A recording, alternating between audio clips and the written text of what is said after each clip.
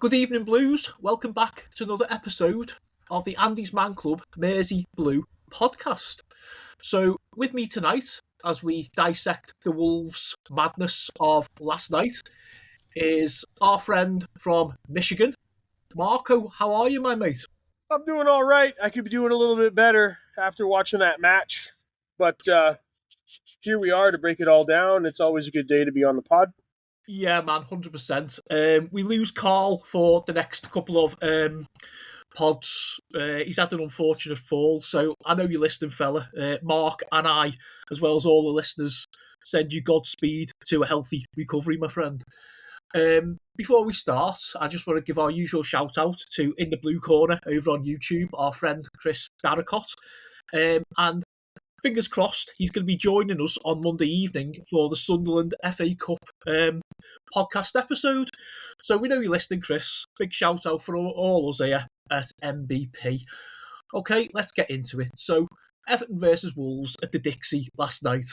4-2, 3-1. Jordan Pickford in goal. Jake O'Brien right back. Tarkowski and Keane in the middle. Mikolenko left back. The holding two, Garner and Inabunam. Front three, McNeil, Armstrong, Jackie Grealish, all backing up Tierno, Barry. So, shaky bloody game to be fair. Shaky start by Everton before settling into the match, I thought. Just after the quarter of an hour mark, 17 minutes, we opened a scoring. Like McNeil, launches a free kick into the box. It gets headed back into the area. Timmy Abunam strikes the ball quite clean. It's going goalwards. And there's Michael Keane, arguably our best centre-forward, some say. He sticks his foot out and deftly redirects the ball into the back of the net. 1-0 to the Blues. And at that stage, you're thinking, all due respect to Wolves, who've been shite all season, Everton are going to do them.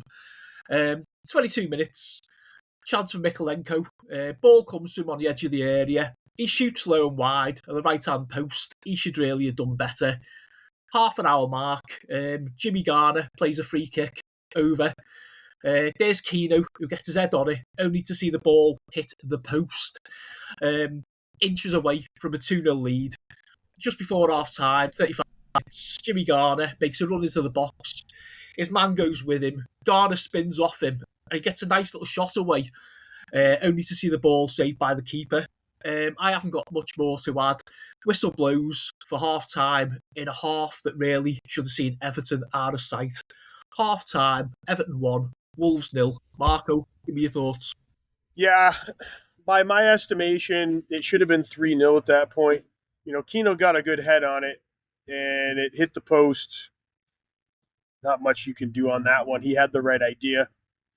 I thought his goal, assisted by Bunham, was fantastic. Very nice little play with his foot. Jimmy Garner, he could have turned it when he turned around. I don't think he realized the time and space that he had. If he would have just turned around and let that thing rip, you wouldn't. I don't think he even needed a little bend in it. You know, it would have gone right in the far side, and that would have put us up 3-0. The first half was, I thought, offensively okay. You know, we passed the ball. We still are not making the most of our chances. You know, we get a lot of time and space in the opposing third, but we're not. It's not turning into shots on goal. Not good shots on goal anyway. So that's my concern there. Yeah, I'll save the rest of what I have to say for the second half breakdown. Yeah, thanks for that, Mark. I think the second half is a little bit more incident and action-packed, is it not? Okay, so on that note, let's go over to our amazing sponsors, Andy's Man Club. Life is hard, and we all have bad days. There are times when we feel we can't cope. This is the time we need to reach out and talk to someone. Andy's Man Club offers local support groups nationwide, running every Monday from 7 p.m, except on bank holidays. In these groups, men can open up about the issues affecting their lives in a safe, non-judgmental environment. Our clubs are designed to be free of pressure. There is no obligation for men to speak, they can simply listen if they wish. Find us today at www.andysmanclub.co.uk. Help one guy, save one life. Andy's Man Club, it's good to talk.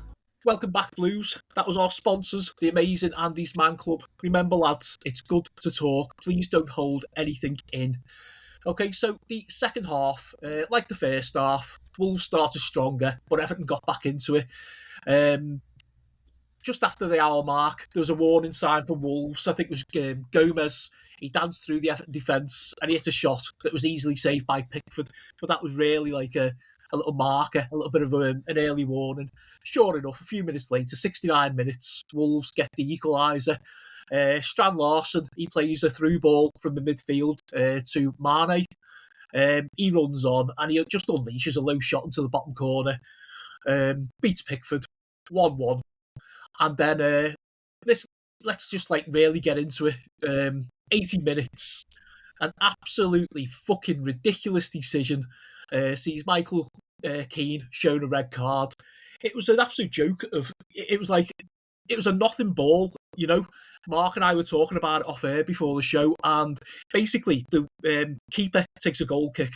Keno jumps up with the lad, Arakader, I think his name was, and defenders have their arms out, forwards have their arms out, but somehow Keane's manages to have hold of a handful of hair for a few seconds. The guy's got like dreads, like a kind of ponytail. And VAR, as VAR always loves to do, intervenes. And well, at that point, we all know what's coming. Keno's shown the red card for violent conduct. Violent conduct on a ponytail, I give you people. Premier League, corrupt as fuck. Should he have had his hands on there? And I know Mark's got very strong opinions on it. For me, it's yellow at the most, but, and then Moisey gets himself put in the book a couple of minutes later for still complaining about the decision.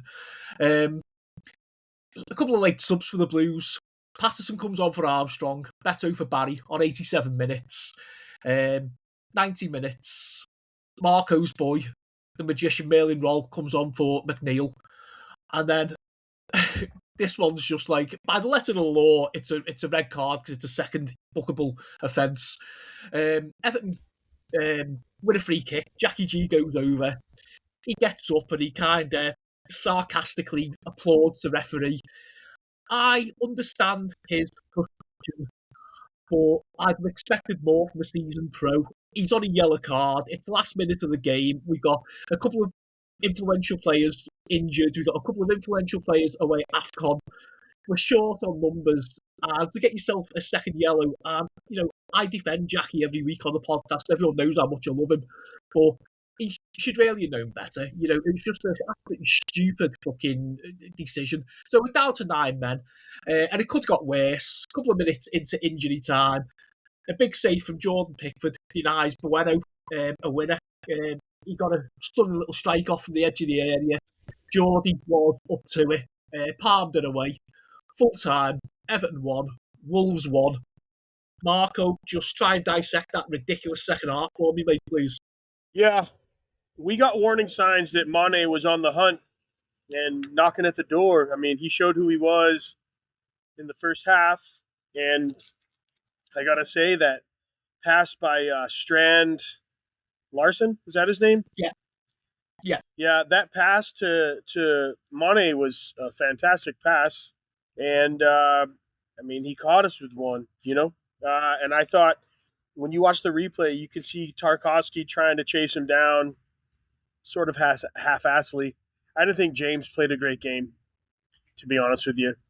I thought we were getting away with, containing what chances that they have by keeping them from having any too good chances. But that one was a real lapse in judgment, lapse in effort, and they burned us. And so, getting to the red cards, first, I'll break down the Michael Keane one. Like we were discussing before the pod, for me, at that professional level, it comes down to risk versus reward. What am I going to risk by doing this, and what am I going to get from doing this? If he's trying to keep his head above the other guys in an aerial battle, he can kind of put his forearm across his shoulders. There's other ways to mitigate the other guy's altitude.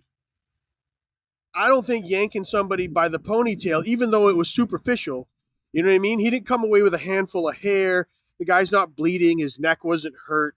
He just pulled on his hair. What does that get you? In a league that's watched in every fucking angle by a team of referees that seem to be asleep until we do something, you got to know, Michael Keane, that that's a stupid fucking move. I didn't think it was a red card, but you fucked it all up, Michael Keane. And then Jack Grealish, again, here we are within how many minutes left to play? It's gone 90. Yeah. So he had already been running his gums all game, worse in the second half, and I get it. We're Everton, so we get screwed in the refereeing department, but you can't focus on that. You got to play above the officiating. And then so to get up and give a sarcastic clap at the official who clearly has thin skin and not much experience, I understand Jack's frustration because at some point before that, Chi Kwang, the Korean guy that plays for Wolverhampton, he fucking drug his knobs right down the back of I forget whose leg. Maybe it was Harrison Armstrong. Put his studs right into the back of the guy's leg. No yellow, no red, obviously. So, you know, the boys were getting frustrated. But and on that point, where was the VAR officials on that one? Why didn't they call down to the referee on the field to stop that one?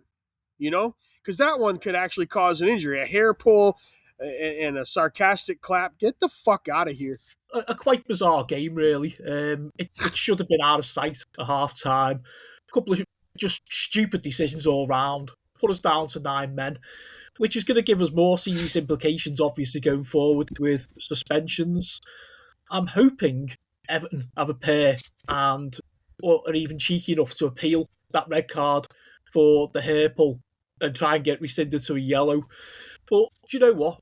We move on, mate. We move on to Sunderland at the Dixie on Saturday. FA Cup third round, and that will not be an easy game. It really won't. Okay, so we're going to leave it there. Thank you very much, Mark, as always, for joining us, mate. We really do appreciate your company and your opinions, fella. Yeah, man. Thanks for having me. Yeah. With that in mind, see yous out, Marco. Up the fucking toffees.